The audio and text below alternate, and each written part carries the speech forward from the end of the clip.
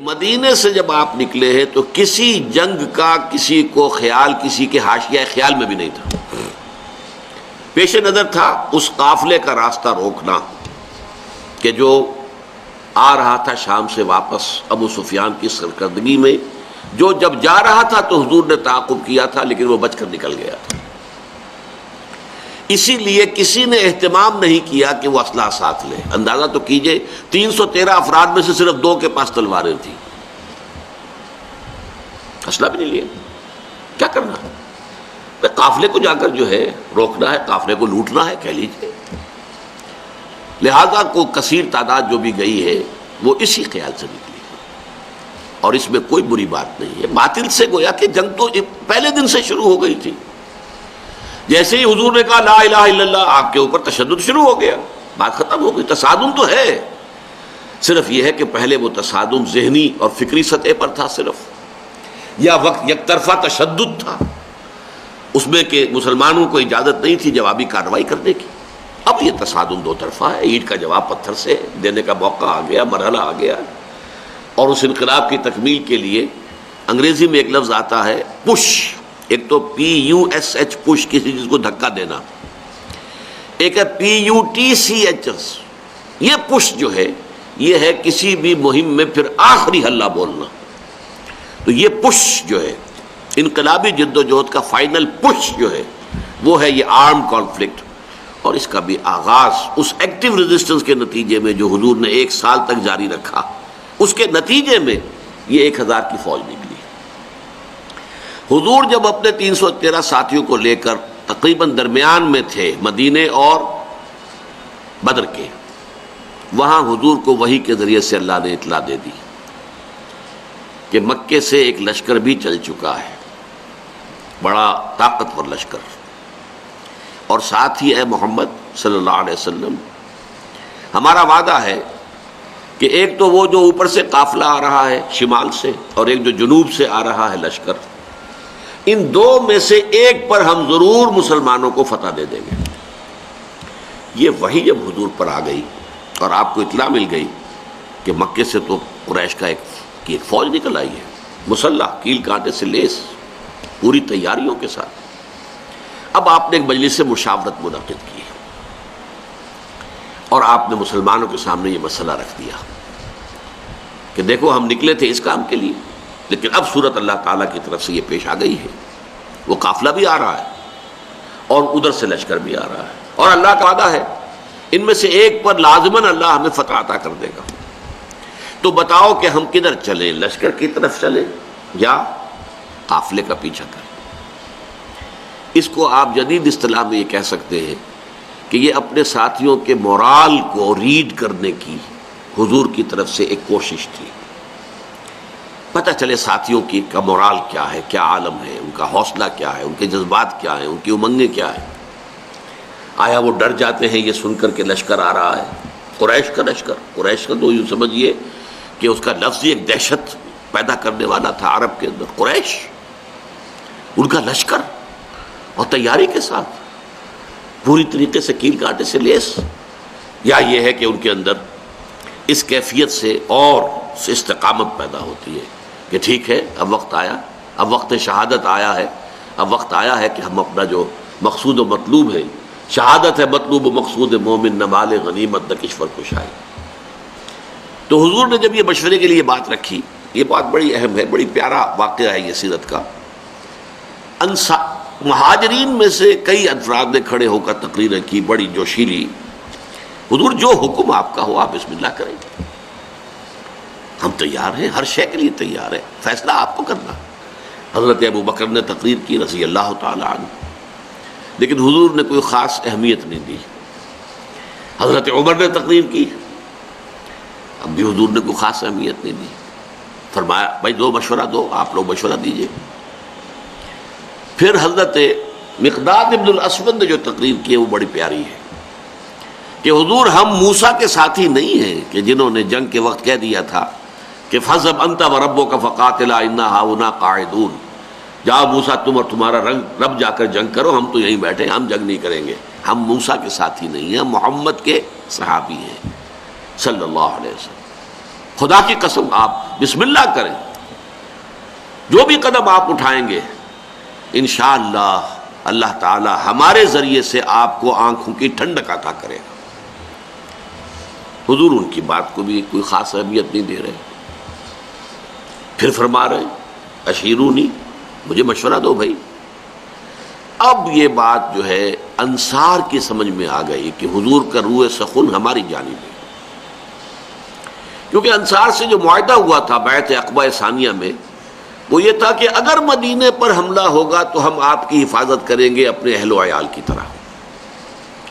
ابھی مدینے پر حملہ نہیں ہوا تھا، بلکہ حضور آگے بڑھ کر نکل آئے ہیں مدینے سے، اور جنگ مدینے سے باہر ہو رہی ہے۔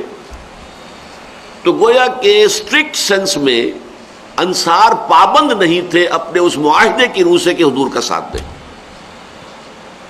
اور ظاہر بات ہے کہ اب جو سچویشن پیش آ گئی تھی، صرف مہاجرین کی نفری کافی نہیں تھی، 80-85 مہاجرین تھے، باقی سب کے سب تو انصار تھے، ان میں 313 وہ کفایت نہیں کرتے تھے اس سچویشن جو اس وقت پیش آ گئی ہے۔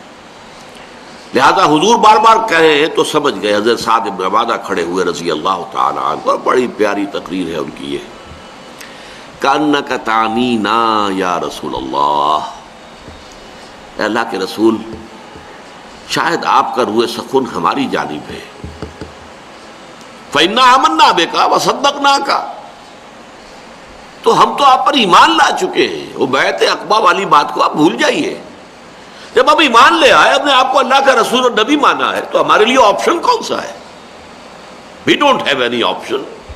خدا کی قسم اگر آپ اپنی سواری سمندر میں ڈال دیں گے، ہم سب کے سب آپ کے پیچھے سمندر میں اتر جائیں گے، اور خدا کی قسم اگر آپ ہمیں حکم دیں گے تو ہم برق الغماد تک پہنچ جائیں گے، یمن کا ایک شہر، اور اپنی جو سواریاں ہیں یہ اونٹ اور اونٹنیاں، انہیں اس طویل سفر کی وجہ سے لاغر کر دیں گے، لیکن آپ جہاں حکم دیں گے آپ بسم اللہ کیجئے۔ اس پر آتا ہے کہ حضور کا چہرہ کھل اٹھا، خوشی کے اور بشاشت کے آثار، کہ یہ جو جماعت میں نے تیار کی ہے اتنی محنت سے، دعوت اور تربیت اور تنظیم کے مراحل جو میں گزار کے لایا ہوں، یہ جماعت اب تیار ہے فی الواقع اس آخری مرحلے میں داخل ہونے کے لیے، اب ہم پوری طریقے سے فٹ ہیں۔ اس پر آپ کے چہرے پر بشاشت آئی۔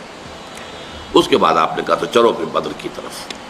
اب یہ میں آپ سے عرض کر چکا ہوں کہ وہ قافلہ تو بدر کی وادی میں داخل ہی نہیں ہوا، ابو سفیان اس کو لے کر پہاڑی سلسلے کے ادھر مغرب کی طرف سے ہوتے ہوئے ساحل سمندر کے ساتھ ساتھ لمبا سفر کر کے بچ کے نکل گئے۔ اور یہ جب جو لشکر آ گیا قریش کا، اور جب پڑاؤ ہے، صرف میں اس کے بھی 2 واقعات آپ کو سنا دوں، کہ جب پڑاؤ پڑا ہوا ہے تو وہاں اطلاع پہنچ گئی کہ قافلہ تو بچ کر نکل گیا، ابو سفیان کا پیغام آ گیا کہ میں قافلے کو بحفاظت لے کر مکے پہنچ گیا ہوں۔ اب یہاں سوال پیدا ہوا، پھر وہی ہاکس اینڈ ڈوز کا معاملہ۔ ڈوز نے یہ سوچا کہ اب خوریزی کاہے کے لیے، ہم تو نکلے تھے اپنے قافلے کی حفاظت کے لیے، قافلہ تو پہنچ گیا۔ لیکن جو ہاکس تھے ان کو تو سمجھ میں یہ آیا کہ یہ تو ہمیں موقع مل گیا، گاڈ گیون اپارچونٹی، یہ ڈوز ہماری بات چلنے نہیں دے رہے تھے، اب جو ہے اب ہم یہاں تک پہنچ گئے ہیں، مدینہ یہاں سے صرف 80 میل دور ہے، ہم کہاں سے کہاں تک ہو کر یہاں پہنچ گئے ہیں، تو اب تو موقع ہے، اب یہاں سے واپس جانے کا کیا سوال۔ حضرت حکیم بن حزام رضی اللہ تعالی عنہ اس وقت تک ابھی ایمان نہیں لائے تھے، وہ گئے عتبہ کے پاس کہ عتبہ دیکھیے ہمارا جو وہ قافلہ تھا وہ تو بچ کے جا چکا ہے، اب یہ خامخواہ کی خوریزی اور جنگ کاہے کے لیے؟ آپ کی حیثیت یہ ہے قریش کے ہاں کہ اگر آپ اس کو روکنا چاہیں تو جنگ اب بھی رک سکتی ہے۔ اس نے بھی کہا ٹھیک ہے، بات تو تمہاری صحیح ہے، اچھا چلو چلتے ہیں ابو جہل کے پاس، وہ he was the chief of the ہاکس۔ وہاں جا کر بات کی، اور وہ شخص جو تھا پھر اس نے پینترا بدلا، تانا دیا عتبہ کو۔ عتبہ کے بیٹے تھے حضرت حذیفہ رضی اللہ تعالی عنہ، جو ایمان لا چکے تھے، حضور کے ساتھ تھے۔ ہاں معلوم ہوتا ہے عتبہ بیٹے کو سامنے دیکھ کر تم پر بزدلی طاری ہو گئی ہے۔ اب یہ عرب کے لیے بہت بڑا طعنہ تھا، دوسری طرف اس نے یہ کیا کہ وہ جو ایک مارا گیا تھا وادی نخلا میں ایک مشرک، اس کے بھائی کو بلایا کہ دیکھو یہ تمہارے بھائی کے قاتل جو ہیں وہ اب سامنے پڑے ہوئے ہیں، لیکن یہ لوگ چاہتے ہیں کہ جنگ نہ ہو۔ اس نے فوراً کپڑے پھاڑے، وہاں کا جو ان کا ایک قبائلی رواج تھا، چیخنا چلانا شروع کیا، اپنے اس مقتول بھائی کا نام لے کر کے اس کا انتقام، اس کا قصاص لے کر جائیں گے، وہاں سے نہیں جائیں گے واپس یہاں سے۔ عتبہ نے بھی اس طعنے کا جواب دیا کہ یہ صبح معلوم ہوگا کہ کون کاورڈ ہے، کون بزدل ہے۔ ظاہر بات ہے کہ عتبہ کو یہ بات کھا گئی، وہ چونکہ نسبتاً شریف النفس لوگوں میں سے تھا، یعنی عمر کے اعتبار سے بھی بزرگ، ویسے بھی تباہ ہے ہر ایک کی، جیسے کہ وہ شعر ہے کہ نہ ہر زن زنست و نہ ہر مرد مرد، خدا پنج انگوش یکساں نہ کر۔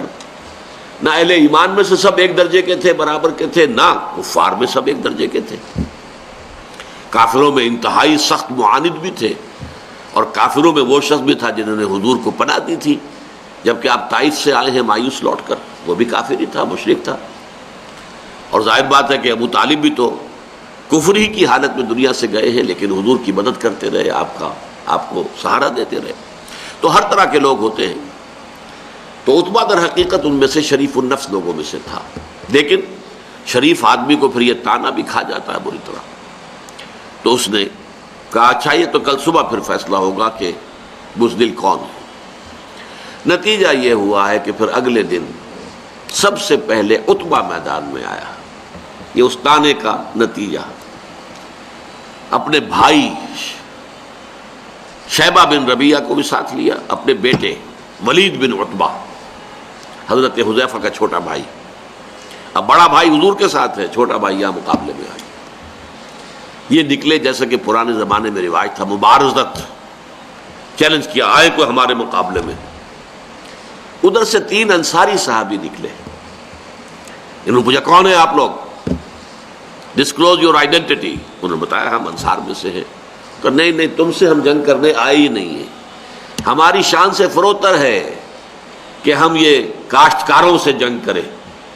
طعنہ دیا کہ مدینے کے لوگ تو کاشتکار لوگ ہیں، ہمارے مد مقابل بھیجو محمد صلی اللہ علیہ وسلم جو ہمارے قبلے کے ہو۔